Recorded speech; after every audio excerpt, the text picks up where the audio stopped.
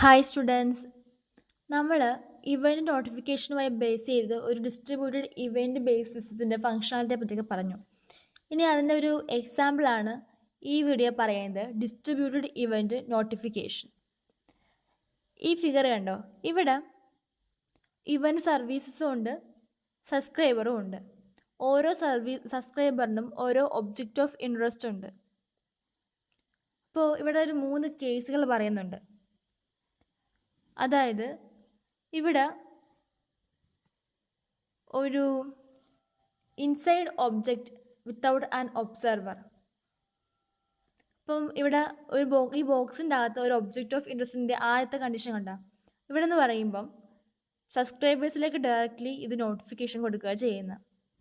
ഇനി അടുത്തത് കണ്ടോ, ഒരു ഒബ്ജക്റ്റ് വിത്ത് ആൻ ഒബ്സർവർ. ഇവിടെ എന്ന് പറയുമ്പോൾ എന്താ, നോട്ടിഫിക്കേഷൻ ഒരു ഒബ്സർവറിന് കൊടുക്കുന്നു, പിന്നെ സബ്സ്ക്രൈബറിന് കൊടുക്കുന്നു.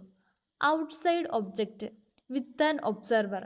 ഇവിടെ എങ്ങനെ ചെയ്യുന്ന, ഒബ്സർവർ ഒബ്ജക്റ്റ് ഓഫ് ഇൻട്രസ്റ്റിനെ കോറ് ചെയ്യുന്നു in order to discover what events occur.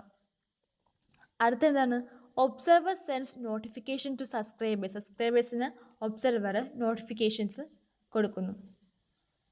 അപ്പോൾ ഇതിനൊക്കെ ഒരു ഉദാഹരണമാണ്, ഈ ഇവൻറ്റ് ബേസ്ഡ് നോട്ടിഫിക്കേഷനൊക്കെ ഒരു എക്സാമ്പിളാണ് ജിനി എന്ന് പറയുന്ന ഒരു ആപ്ലിക്കേഷൻ. അപ്പോൾ ഞാൻ ഈ പറഞ്ഞ എക്സാമ്പിൾ എല്ലാവർക്കും ക്ലിയർ ആയെന്ന് വിശ്വസിക്കുന്നു. Thank you.